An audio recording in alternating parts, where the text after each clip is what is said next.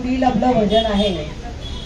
तुळजाभवानी मातेने आपल्याबरोबर खेळावं म्हणून महिला भक्त आंबेला खूप आग्रहाने सांगतात व हक्काने हेही सांगतात की साडीचा घोळ सावर सारखा पायात येतोय,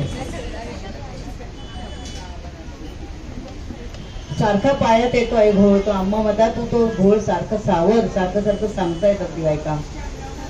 अम्मा माता तू तालात नाच गालात हास असं सुद्धा सांगतात. तो महिला म्हणजे त्या मैत्रिणी आहेत त्या सांगतायत देवीला की तू चांगलं नाच गालात हास, कसं नाचलं पाहिजे, कसं बोललं पाहिजे, त्या अंबेला सांगतायत. आणि अंबेला साष्टांग नमस्कार करून आम्हा सर्वांना प्रेम आणि शांती दे म्हणून विनवणी सुद्धा करतात बरं का.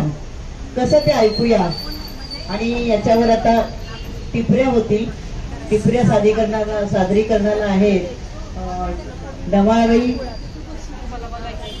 यादवबाई आणि डोकहे आणि ठकार या चौघीजणी टिपऱ्या गाजवतील आता. आणि आम्ही बाकीच्या भजन म्हणणार आहोत.